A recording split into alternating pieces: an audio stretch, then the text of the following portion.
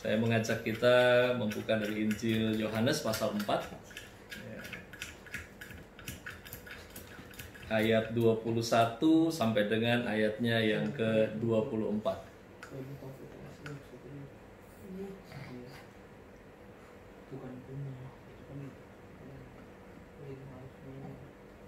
Saya bacakan buat kita semua.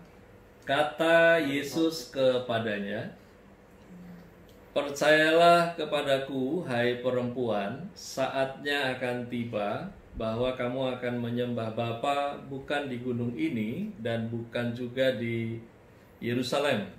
Kamu menyembah apa yang tidak kamu kenal, kami menyembah apa yang kami kenal, sebab keselamatan datang dari bangsa Yahudi. Tetapi saatnya akan datang dan sudah tiba sekarang bahwa penyembah-penyembah benar akan menyembah Bapa dalam roh dan kebenaran. Sebab Bapa menghendaki penyembah-penyembah demikian. Allah itu roh, dan barang siapa menyembah Dia harus menyembahnya dalam roh dan kebenaran."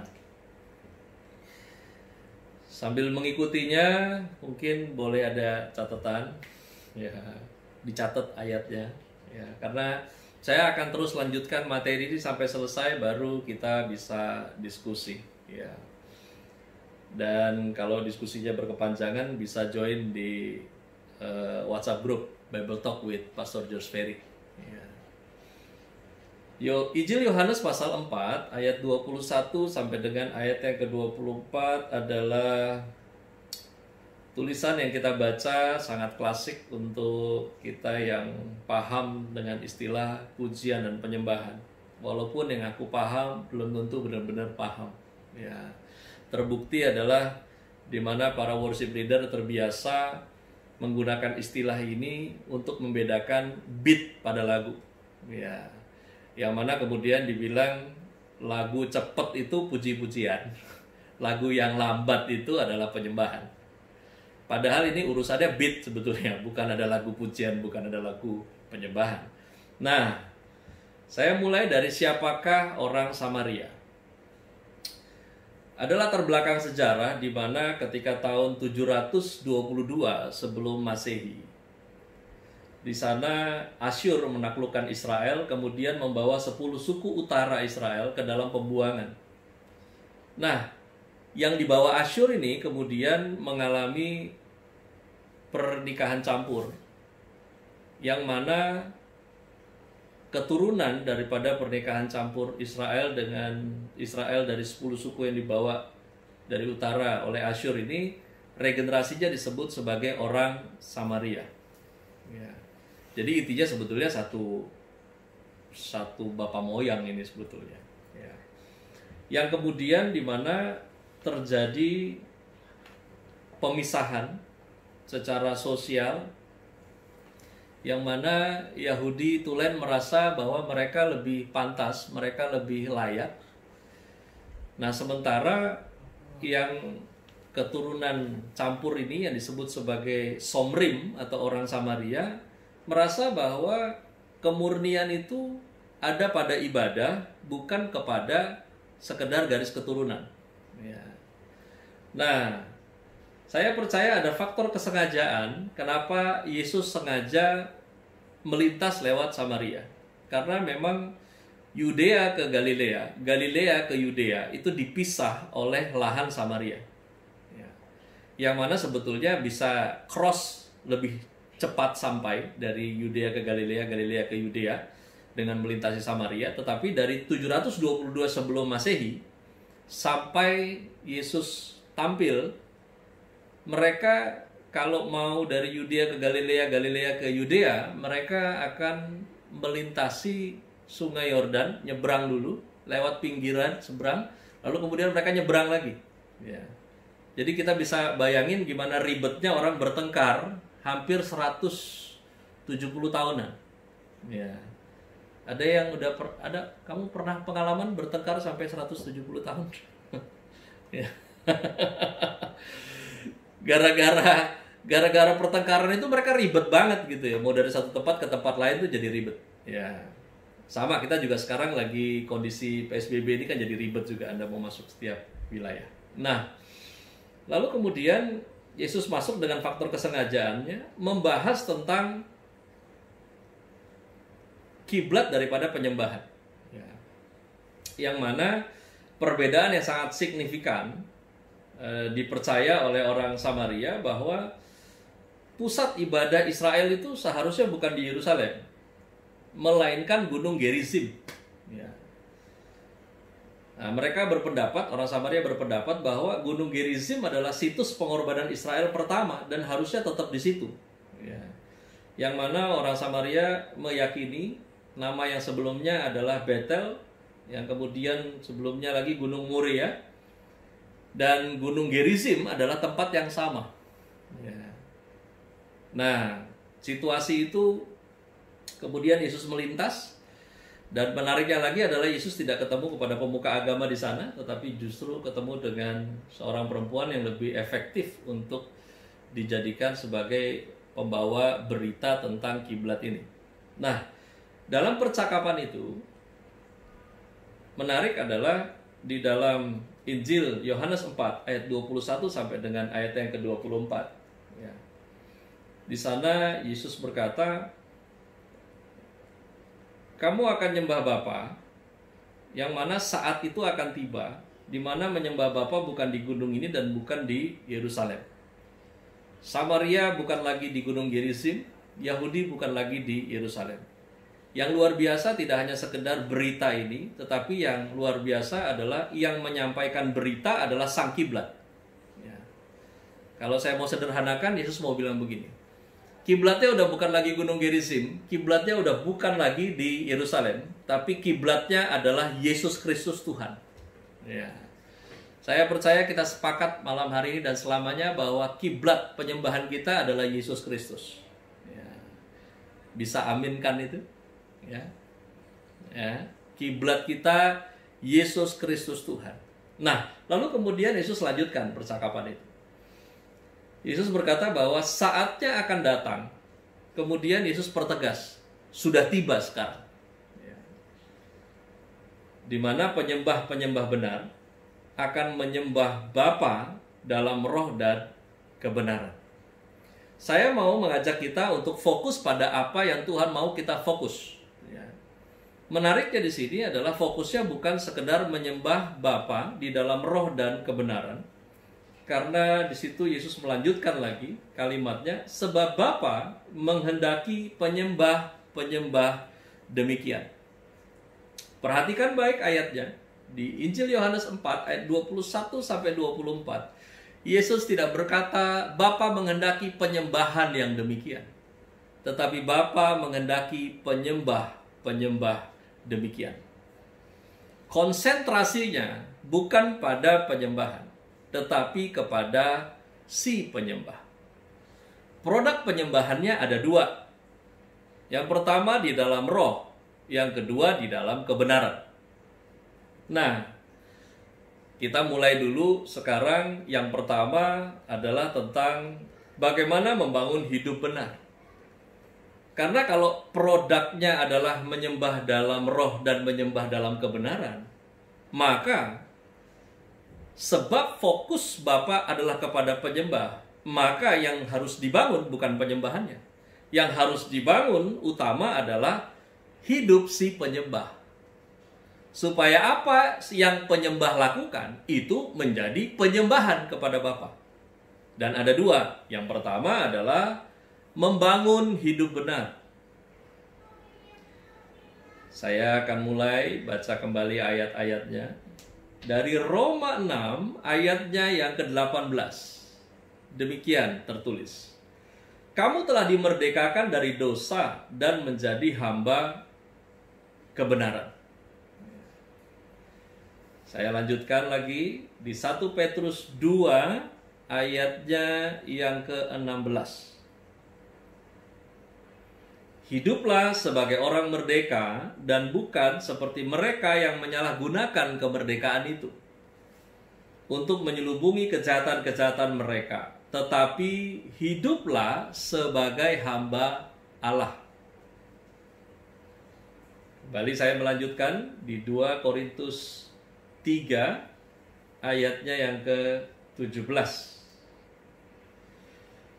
Sebab Tuhan adalah roh, dan di mana ada roh Allah, di situ ada kemerdekaan. Injil Yohanes 8 ayat 31 sampai 32. Maka katanya kepada orang-orang Yahudi yang percaya kepadanya, jikalau kamu tetap dalam firman-Ku, kamu benar-benar adalah murid-Ku, dan kamu akan mengetahui kebenaran, dan kebenaran itu akan memerdekakan kamu. Ya. Yang pertama, membangun hidup benar. Ya. Kalau mau bangun hidup benar, maka kita harus mulai dari hamba menjadi hamba kebenaran. Karena kita nggak bisa bangun hidup benar kalau nggak jadi hamba kebenaran. Setiap kita dimerdekakan dari dosa bukan supaya jadi orang bebas yang liar. Setiap kita dimerdekakan dari dosa supaya dosa nggak berkuasa lagi atas kita, supaya kita mampu jadi hamba kebenaran. Nah, menjadi hamba kebenaran, maka ada tuannya kalau kita hambanya. Maka yang menjadi tuan harusnya adalah kebenaran itu sendiri. Di 2 Korintus tadi disebutkan bahwa untuk membangun hidup benar, ya, di mana kita mesti jadi hamba kebenaran. Kalau ada roh Allah, di situ ada kemerdekaan. Ini bukan sekedar roh Allah ada di situ, tetapi konteksnya adalah tentang ketika kebenaran menguasai hidup seseorang, maka di situ ada kemerdekaan. Ya. Karena kalau cuma sekedar ada kebenaran, orang tidak mengalami kemerdekaan. Tetapi kemerdekaan terjadi ketika seseorang memberi dirinya dikuasai oleh kebenaran. Ya. Dan yang berikutnya masih membangun hidup benar. Dari Injil Matius 5 ayat yang ke-20, demikian tertulis, maka aku berkata kepadamu, jika hidup keagamaanmu tidak lebih benar daripada hidup keagamaan ahli-ahli Taurat dan orang-orang Farisi, sesungguhnya kamu tidak akan masuk ke dalam kerajaan sorga. Untuk membangun hidup benar, yang pertama adalah menjadi hamba kebenaran. Untuk membangun hidup benar, yang kedua adalah mari hidup dalam standarnya. Ya, kalau kita udah jadi hamba kebenaran, kita mesti hidup dalam Tuhan punya standar. Ya. Karena yang agak aneh itu adalah tahu apa yang benar, tetapi kita hidup pakai standar kita sendiri. Ya. Bicara tentang hidup dalam standar Tuhan penting. Karena firman-Nya bilang gini, kita ini gak akan pernah masuk ke dalam kerajaan sorga kalau kita gak hidup sesuai dengan standar. Maka dari itu, untuk bangun hidup benar, mesti jadi hamba kebenaran. Makanya Alkitabnya dibaca. Ya. Kalau gak baca, gak tahu. Nah, kalau sudah baca, mari gali dengan cara yang benar. Lalu kemudian, mari hidup sesuai dengan standar yang ada dalam perintah. Karena kalau nggak hidup dalam standar, kita nggak bisa masuk dalam kerajaan sorga. Sorga dengan kerajaan sorga itu berbeda. Kita nggak akan pernah masuk sampai ke dalam sorga kalau tidak masuk terlebih dahulu ke dalam kerajaan sorga. Kerajaan sorga adalah tentang 4 hal. Kebenaran, damai sejahtera, sukacita oleh Roh Kudus, dan kuasa. Ada yang salah? Nah, yang berikut dari Lukas 15 ayat yang ke-7. Aku berkata kepadamu, demikian juga akan ada sukacita di sorga karena satu orang berdosa yang bertobat. Lebih daripada sukacita karena 99 orang benar yang tidak memerlukan pertobatan. Ya. Kenapa kita harus bangun hidup benar? Karena Tuhan itu detail terhadap setiap kita. Saya ulangi, Tuhan itu detail terhadap setiap kita. Iman itu tidak corporate. setelah zaman di mana Roh Kudus dicurahkan, maka iman bekerja secara personal. Satu orang diselamatkan, seisi rumah diselamatkan, itu bicara potensi, bukan bicara tentang auto. Ya. Karena ada satu orang diselamatkan, maka seisi rumah berpotensi diselamatkan. Ya. Maka dari itu kenapa harus bangun hidup benar? Karena kamu nggak bisa numpang. Ya. Saya ingat banget dulu waktu masih remaja mengikuti sesi pengajaran yang disebut katekisasi, yang kemudian diakhiri dengan inaugurasi yang disebut CD. Terus ada yang nyeleneh bilang, baguslah ikut katekisasi, karena kalau udah di CD nanti dosanya urus sendiri.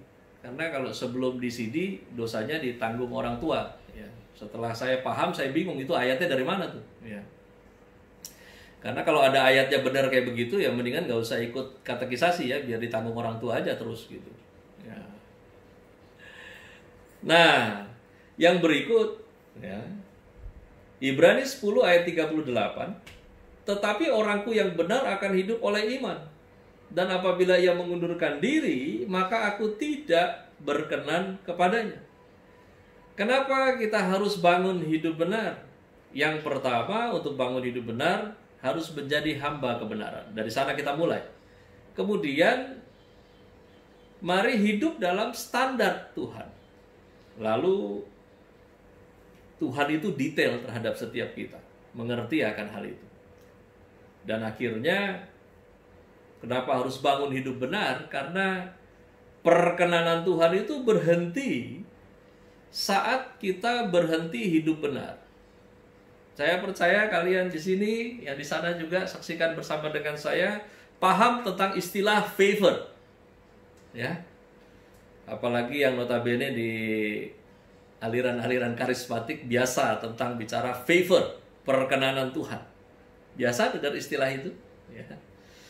Sesungguhnya perkenanan Tuhan adalah bukan tentang apa yang bisa kita lakukan untuk membuat Tuhan setuju dengan kita. Perkenanan Tuhan adalah tentang bagaimana hidup kita ini menjadi setuju dengan Tuhan. Ya.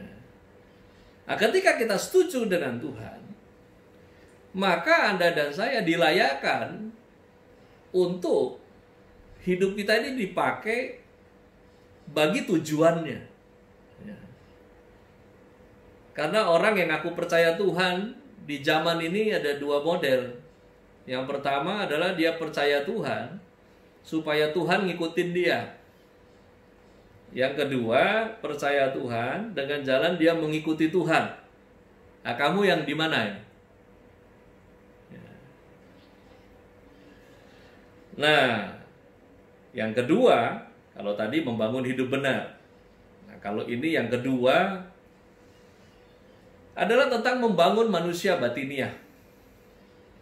Kan tadi produknya menyembah di dalam roh dan kebenaran. Karena itu yang harus dibangun adalah hidup si penyembah. Nah, ada dua hal yang penyembah harus membangun dalam hidupnya. Yang pertama adalah membangun hidup benar. Yang kedua adalah membangun manusia batiniah. Dari Roma, surat Roma 12, ayatnya yang ke-11. Janganlah hendaknya kerajinanmu kendor, biarlah rohmu menyala-nyala dan layanilah Tuhan. Ya. Membangun manusia batiniah harus. Ya. Lagu Roma 12 ayat 11 tahun 90-an pernah diambil sebagian menjadi lirik lagu. Ya. Biarlah rohmu menyala-nyala dan layanilah Tuhan. Biarlah rohmu menyala-nyala dan layanilah Tuhan. Yang disayangkan dari lirik lagu ini adalah mengambil ayat ini secara terputus. Diputus. Janganlah hendaknya kerajinanmu kendor, itu dihilangkan. Sehingga yang ada hanya biarlah rohmu menyala-nyala dan layanilah Tuhan. Lalu kemudian Banyak yang mau melayani Tuhan, masalahnya rohnya belum nyala, kan begitu. Ya.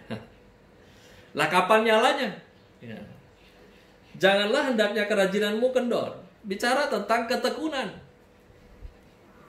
Karena ketika kita melakukan apa yang benar terus-menerus, sekalipun situasinya tidak mendukung Anda dan saya untuk melakukan apa yang benar, maka di situ rohmu akan menyala. Ini bukan tentang sesuatu yang mistis, yang misterius, yang samar. Daging kita nggak suka, tapi ketika kita melakukannya terus-menerus, maka rohmu menyala-nyala. Di dalam perjanjian lama ada banyak kisah. Ya. Kisah di mana Daud dengan kecapi, lalu kemudian Saul yang kesurupan, menjadi tenang. Ini bukan tentang merek kecapinya apa.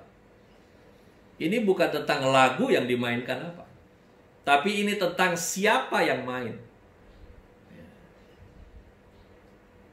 Ketika kamu melakukan segala sesuatu untuk Tuhan, kamu hanya bisa mengklaim itu untuk Tuhan kalau kamu bangun hidup benar dan membangun manusia batiniahmu. Sehingga apa?